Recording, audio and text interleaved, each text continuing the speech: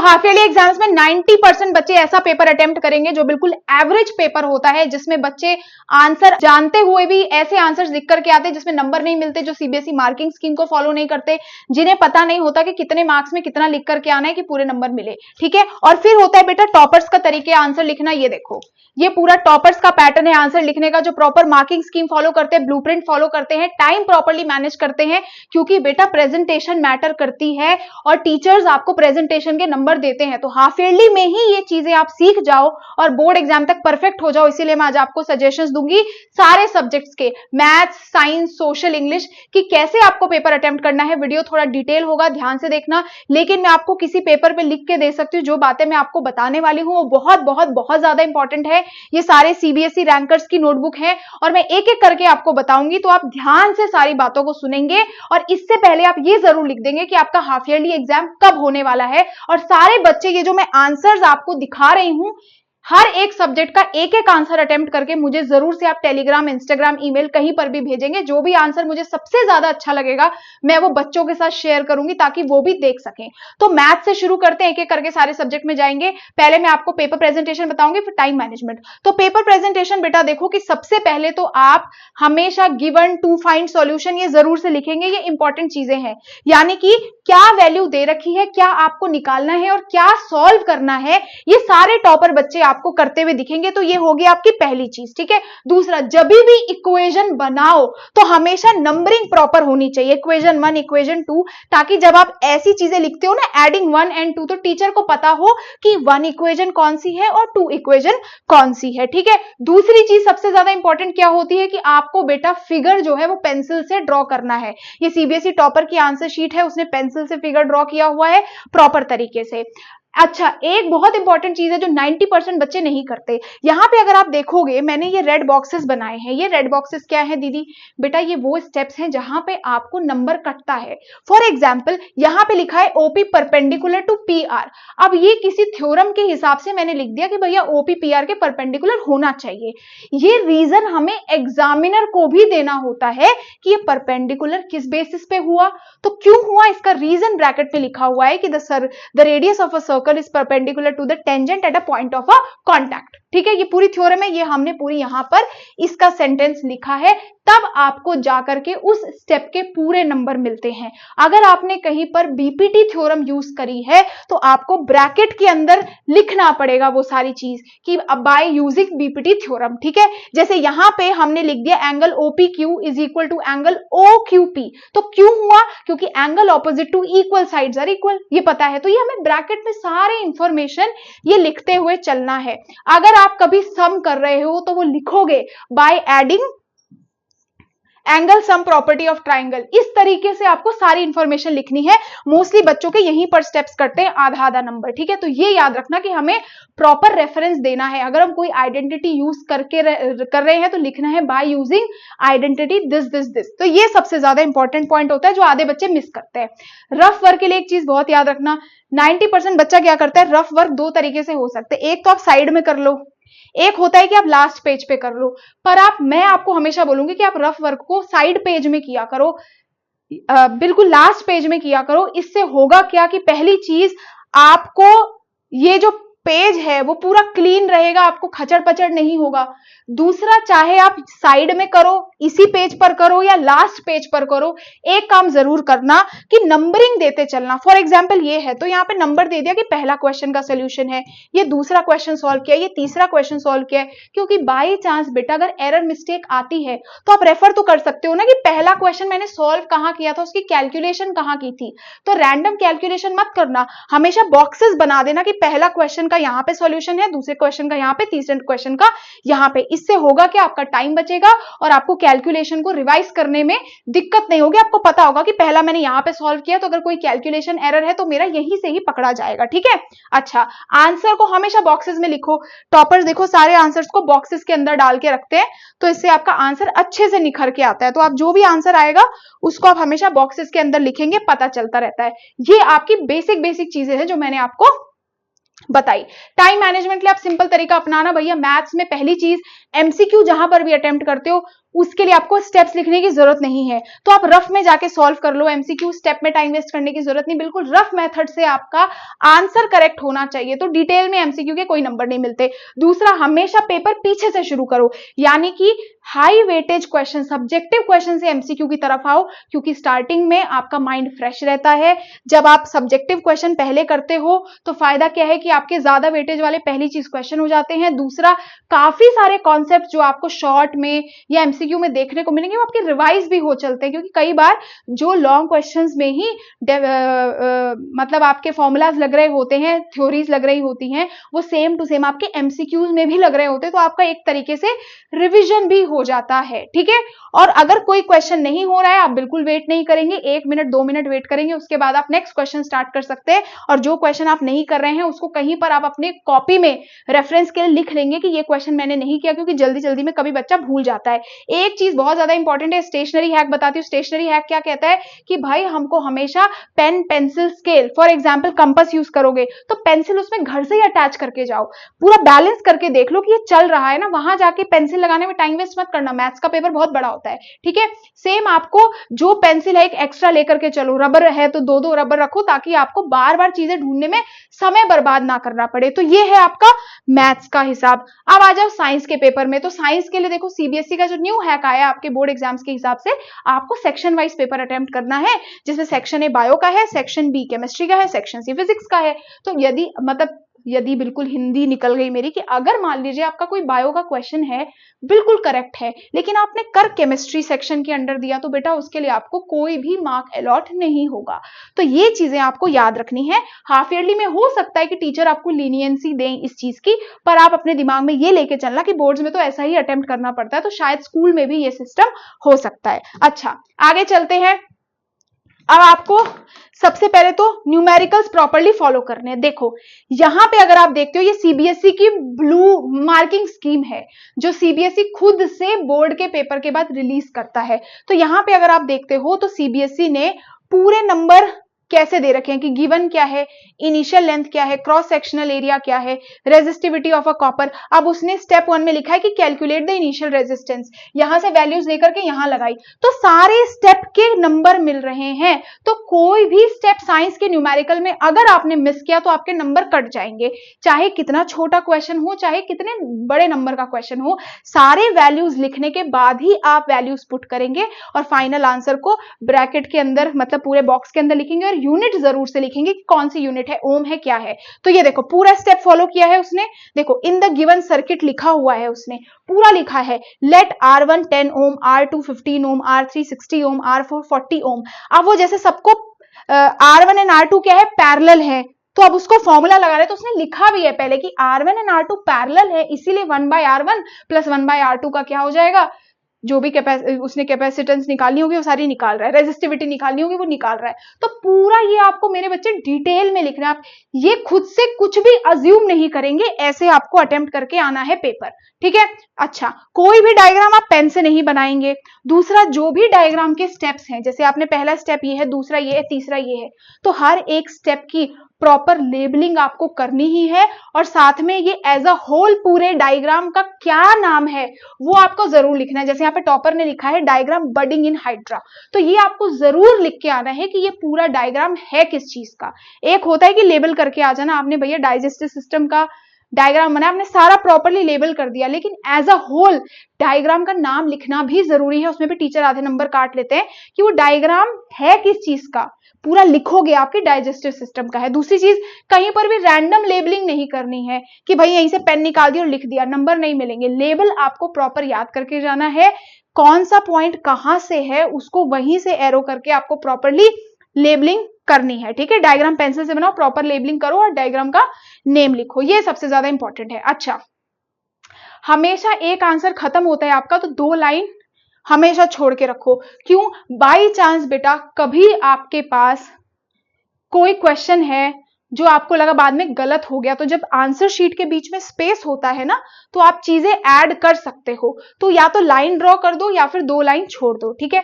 जितने important keywords है वो अंडरलाइन करोगे, जैसे टॉपर ने करा है, इवोल्यूशन ऑफ गैस अंडरलाइन किया है उसने, चेंज इन टेम्परेचर, ये सारी चीजें आप अंडरलाइन करोगे। और सबसे ज्यादा इंपॉर्टेंट बात, रिएक्शंस हमेशा प्रॉपरली लिखनी है। क्वेश्चन पढ़ना है, साइंस में कई बार लिखा होता है right a balanced chemical equation, हम देखते नहीं है, हम कुछ भी लिख के आ जाते हैं, और जहां पे वो इक्वेशन बैलेंस नहीं हुई आपके नंबर कट जाएंगे। कोशिश करो प्रॉपर कैटलिस्ट के साथ रिएक्शंस को लिख करके आओ, जैसी है वैसे ही लिख करके आओ। एंडोथर्मिक रिएक्शन है जो कैटलिस्ट लग रहे हैं, एक्सोथर्मिक रिएक्शन है जो कैटलिस्ट लग रहे हैं, उस हिसाब से आपको पूरी की पूरी रिएक्शंस लिख करके आनी है। रफ वर्क के लिए भी बेटा मैंने आपको यही बताया कि रफ वर्क आप साइड में भी कर सकते हैं और लास्ट में भी कर सकते हैं, पर मेक श्योर करिए जो भी रफ वर्क करे वो एटलीस्ट थोड़ा तो क्लीन करो कि आपको पढ़ के समझ आए कि आपने काम किया क्या है। देख रहे हो कितने अच्छे से टॉपर ने लिखा है, पूरी रिएक्शन उसने लिखी है, कौन एक्वस फॉर्म में है कौन सॉलिड फॉर्म में, सारा उसने लिखा हुआ है, ठीक है। इस तरीके से देखो पूरी रिएक्शन लिखी है, बैलेंस्ड केमिकल इक्वेशन लिखी हुई है, क्या क्या चीजें हैं, कैसे कैसे आंसर हैं, पूरे प्रॉपर तरीके से आपको लिखना है। तो ज्यादा टाइम पढ़ने में मत लगाओ, लिख के प्रैक्टिस करने में भी लगाओ, आंसर लिखना भी जरूरी है जो तुम पढ़ रहे हो, ठीक है। अब आ जाओ बेटा इंग्लिश पेपर प्रेजेंटेशन में। सबसे इंपॉर्टेंट बात क्या है कि लेटर राइटिंग में सबसे ज्यादा नंबर कटते हैं, ये मैंने तुम लोगों को लिखने को बोला था। कभी भी कोई भी लेटर लिखना है आप कोई भी स्पेस नहीं छोड़ेंगे, देखो कोई भी स्पेस, लेफ्ट में लाइन के साथ चिपका के लिखना है आपको लेटर, एक थोड़ा सा भी स्पेस नहीं होना चाहिए, ठीक है। तो ये बात आपको याद रखने वाली है कि सब्जेक्ट के बाद आप यहाँ पे जो स्टार्टिंग में स्पेस छोड़ते हैं ना, ये नहीं करना। देखो पूरा चिपका के लिखा है उसने। पहली चीज, हर एक स्टेप के बाद लाइन छोड़ो। सीबीएसई के खुद के मार्किंग स्कीम में सेंडर्स एड्रेस के बाद लाइन लीव करी है, डेट के बाद लाइन लीव करी है, रिसीवर्स एड्रेस लाइन लीव करी है, बॉडी, हर एक स्टेप के बाद लाइन लीव करो। सबसे शॉर्टकट तरीका, जैसे बच्चे ने किया, सेंडर्स एड्रेस फिर उसने लाइन छोड़ दी है, डेट फिर उसने लाइन छोड़ दी है, रिसीवर्स एड्रेस फिर लाइन छोड़ दी है, सब्जेक्ट फिर उसने लाइन छोड़ दी है, सर मैडम लाइन लीव किया है उसने। तो ये तरीका होता है लेटर लिखने का, तो इसमें आपको तभी 5 नंबर आएंगे, वरना आपके नंबर कटेंगे। लेटर राइटिंग समझनी है, मैंने यूट्यूब पे पढ़ा रखा है ऑलरेडी, जाकर के देख सकते हो। नेक्स्ट आ जाओ एनालिटिकल पैराग्राफ पे। अब एनालिटिकल पैराग्राफ में भैया पहले आपको इंट्रोडक्शन लिखना है प्रॉपर तरीके से, ठीक है। पूरा एनालिटिकल पैराग्राफ के वीडियोस मैंने बना रखे हैं, जाकर के जरूर देख लेना, क्योंकि हर एक एनालिटिकल पैराग्राफ का अलग तरीके से इंट्रोडक्शन लिखा जाता है और अलग तरीके से कंक्लूजन लिखा जाता है। एक चीज याद रखने वाली ये है कि हम एनालिटिकल पैराग्राफ मेरे बच्चे एक पेज पे लिखते हैं, एक पैराग्राफ पे लिखते हैं, क्योंकि इसका नाम ही पैराग्राफ है। तो हम लाइन नहीं छोड़ते या डिफरेंट डिफरेंट पैराग्राफ्स में इसको डिवाइड नहीं करते, it should be written in a single paragraph. तो ये देखो पूरे एक पैराग्राफ में लिखा जाता है और इसका कोई भी स्पेस बीच में नहीं होना चाहिए। इंट्रोडक्शन और कंक्लूजन हर जगह होता ही होता है। अब ये इंट्रोडक्शन कैसे लिखना है देख करके, कंक्लूजन कैसे लिखना है उसके लिए आप वीडियोस देख सकते हैं, पूरा गाइडेंस है। अभी मैं एक बेसिक चीजें आपको बता रही हूं कि ये चीजें ध्यान रखनी है। मैंने लिखा हुआ है पूरा आंसर, ऐसे आपको टीचर पूरे 5 में से 5 नंबर देगा। अगर आपने स्पेस छोड़ दिया तो टीचर आपको 3 नंबर ही देगा। इंट्रोडक्शन नहीं है तो नंबर नहीं देगा, कंक्लूजन नहीं है तो नंबर नहीं देगा। ये बातें आपको याद रखनी है, ठीक है। अब आ जाओ आंसर राइटिंग पे। अब जिन बच्चों ने डिटेल में चैप्टर्स नहीं पढ़े हैं, तो किस पेपर पे मुझसे साइन करा लो, आपके इंग्लिश में नंबर नहीं आ सकते। आपको पता होने चाहिए keywords. Rancho had unbreakable unshakeable faith in God, he was a knocks of a man, या ट्रिकी के बारे में है तो he had bloodshot eyes. ये सारी बातें पता होनी चाहिए, क्योंकि वही कीवर्ड्स टॉपर्स अंडरलाइन करते हैं और इन्हीं कीवर्ड्स के बेसिस पे उनको टीचर पूरे नंबर देती है। तो सबसे पहली चीज, आंसर लिखते हुए इंग्लिश में स्ट्रिक्ट वर्ड लिमिट फॉलो करिए। 30 वर्ड्स, मतलब 30 वर्ड्स, थोड़े 35 हो जाए ठीक है, 40 हो जाए ठीक है। ये नहीं कि 3 नंबर में आप एक एक पेज भर के आ रहे हैं। स्कूल टीचर्स कई बार बच्चों को बोलते हैं ज्यादा लिखो, बोर्ड एग्जाम में ऐसा नहीं चलता। आप हाफ ईयरली में भी मोस्टली स्कूल्स में टीचर उसी चीजों को अप्रिशिएट करते हैं जो वर्ड लिमिट के हिसाब से हो। तो अननेसेसरी वर्ड लिमिट एक्सटेंड नहीं करेंगे, अंडरलाइन करेंगे सारी इंपॉर्टेंट चीजों को। मैं आपको रिकमेंड करूंगी कि भैया पेंसिल से अंडरलाइन करें, पेन से अंडरलाइन नहीं करें। और हमेशा रेलेवेंट चीजें लिखो, कुछ भी उठा के मत लिखना इंग्लिश में। अगर तुमसे पूछा गया है कि लेंचो ने क्यों उनको बंच ऑफ क्रूक्स बोला? तो आपके पास इंफॉर्मेशन होनी चाहिए क्यों बोला, क्योंकि उसने क्या है कुछ पैसों मांगे थे, उसको सारे रिसीव नहीं हुए, तो he called post office officials as bunch of crooks. तो ये पता होना चाहिए। अब इस वाले आंसर शीट से देखो, ये कीवर्ड्स बच्चे ने यूज करे हैं कि spikes on his back, scales underneath, press pass out smoke from his nose. अब ये चैप्टर अभी तुमने पढ़ा नहीं होगा, पर मैं बता रही हूं कि इस तरीके के कीवर्ड्स ये रटने पड़ते हैं। कीवर्ड्स जिनके पास मेरी बुक है उनको तो पढ़ने की जरूरत नहीं है, याद कर लेना, खुद से बनाने की जरूरत नहीं, बट कीवर्ड्स होने चाहिए। आंसर नहीं देती है लिटरेचर में मैम, ठीक है, ये बातें याद रखना। अब आ जाते हैं सोशल साइंस पेपर प्रेजेंटेशन में। सबसे इंपॉर्टेंट बात क्या है मेरे बच्चे?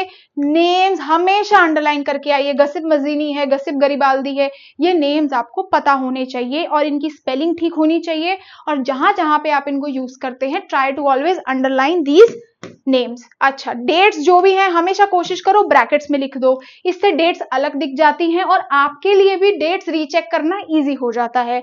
मैप्स जो भी है हमेशा पेंसिल के यूज करके आप लिखेंगे और मैप लेबलिंग करेक्ट होनी चाहिए, नहीं तो आपको नंबर नहीं मिलते। जो भी आपके जीडीपी है, बीएमआई है, ऐसे जो शॉर्टकट्स आते हैं, तो आपको ये शॉर्टकट नहीं लिखने, यानी ये पूरे फुल फॉर्म लिखने हैं कि gross domestic product, body mass index. अगर वो दोबारा रेफर होता है तो आप शॉर्टकट लिखेंगे, अदरवाइज आप डायरेक्टली जीडीपी एब्रीविएशंस नहीं लिखेंगे। आप पूरे पूरे नेम्स हमेशा अपनी नोटबुक में लिख करके आएंगे। क्वेश्चन को हमेशा आपको फॉलो करना है। 5 कॉजेज हैं, एनी 3 कॉजेज हैं, ये हमेशा आपको देखना है। कई बार मेरे बच्चे होता क्या है कि क्वेश्चन तो होगा 5 नंबर का, क्वेश्चन कितने नंबर का है? 5 नंबर का, लेकिन आपको लिखा हुआ है कि what do you mean by political parties, suggest any 3 roles of political parties या 3 फंक्शंस ऑफ पॉलिटिकल पार्टीज। अब ये सवाल है 5 नंबर का और बच्चा दिमाग लगाएगा 5 नंबर में 5 पॉइंट लिखना है, कंपल्सरी नहीं है। क्यों? उसने आपको खुद ही बोल दिया कि suggest any 3 functions of political parties या mention any 3 functions of political parties और what do you mean by political party. तो आपको उतना ही लिखना है जितना आप पे क्वेश्चन में पूछा हुआ है। ये कई बार टीचर्स आपको ट्रिक करने के लिए क्वेश्चन इस तरीके के पूछते हैं, ठीक है। अब यहां पे भी आप सीधे से देखिए, ऑप्शन जो भी आपके हैं क्वेश्चन नंबर प्रॉपरली आप लिखेंगे। कौन से? क्योंकि आप सोशल साइंस में देखेंगे कि बहुत अलग अलग तरीके के एमसीक्यूज हैं। 1 स्टेटमेंट ठीक है, 2 स्टेटमेंट ठीक है, तो हमेशा एमसीक्यू आपको डायरेक्ट अटेम्प्ट करना है। ऑब्वियसली वो डायरेक्ट ही आता है, टिक क्रॉस करने वाले होते हैं। और पेपर अटेम्प्ट करने के लिए हिस्ट्री, जियो पॉलिटिकल, इकोनॉमिक्स, इस तरीके से सीक्वेंस है और इसमें भी आई थिंक आपको यही सीक्वेंस फॉलो करना पड़ेगा। आई थिंक सोशल में भी ऐसा ही है कि जिस सेक्शन का क्वेश्चन है उसी सेक्शन में आपको क्वेश्चन अटेम्प्ट करने हैं।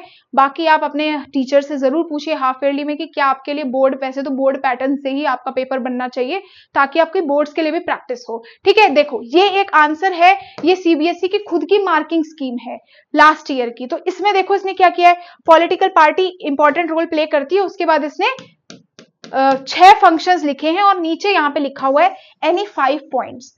तो अगर मान लो आप 6 पॉइंट लिख के आ गए 5 नंबर के आंसर में, तो फिर एक्स्ट्रा लिख के आपका टाइम वेस्ट ही होगा, क्योंकि सीबीएसई जब खुद बोल रहा है एनी 5 पॉइंट्स, मतलब 5 नंबर में 5 पॉइंट्स, 3 नंबर में 3 पॉइंट्स। कंडीशन क्या है कि वहां पे लिखा ना हो कि आप 3 पॉइंट्स लिखिए या 5 पॉइंट्स लिखिए या 6 पॉइंट्स लिखिए, ठीक है। ये चीज आपको याद रखना है। अच्छा, इंट्रो लाइन हमेशा आपको सोशल साइंस में बेटा लिखनी होती है। सोशल साइंस में आंसर लिखने का एक तरीका होता है। फॉर एग्जाम्पल, अब आपसे जैसे ये टॉपर ने लिखा है कि the changes brought by the government of India in the beginning of 1991 are, अब क्वेश्चन रहा होगा what were the changes brought by the government of India in 1991, ये सवाल रहा होगा। तो टॉपर ने डायरेक्टली नहीं लिख दिया ए ये चेंज आया, बी ये चेंज आया, उससे पहले एक सेंटेंस बनाया कि the changes brought by the government of India in the beginning of 1991 are.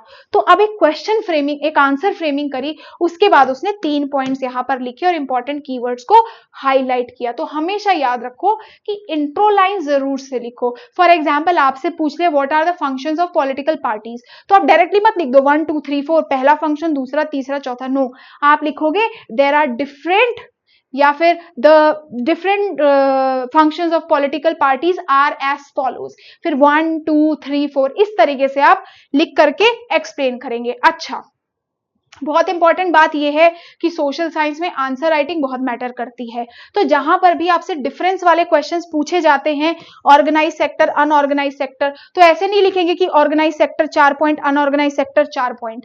5 point का आंसर है मान लो अगर, तो ऑर्गेनाइज सेक्टर, अनऑर्गेनाइज सेक्टर, ऐसे ऑर्गेनाइज सेक्टर के 5 पॉइंट, अनऑर्गेनाइज सेक्टर के 5 पॉइंट, बिल्कुल डिफरेंस बना करके आप लिख सकते हैं। दूसरा क्या है कि फ्लो चार्ट लिख सकते हैं। आपसे पूछ लिया what are the different type of soils, अब आपके पास 2-3 तरीके हैं करने के। आप लिख सकते हैं the different type of soils are red soil, alluvial soil, ये नॉर्मल 1 2 3 करके लिख दिया।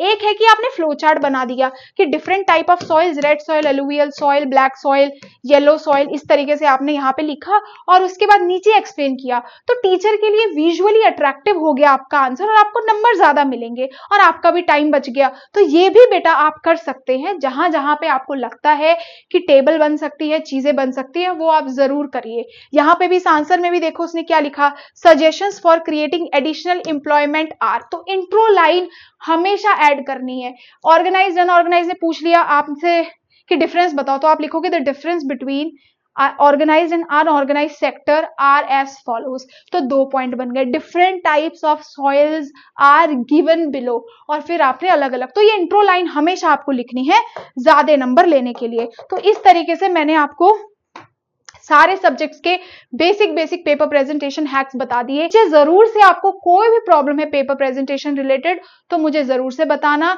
जरूर बताना वीडियो कैसा लगा, अच्छा लगा, नहीं लगा। एक इंपॉर्टेंट अपडेट बेटा, टेलीग्राम जरूर से ज्वाइन कर लो, ये पूरी पीपीटी मैं आपके लिए टेलीग्राम पे भी डाल दूंगी ताकि आप अच्छे से देख सकें। Till then thank you so much, bye bye.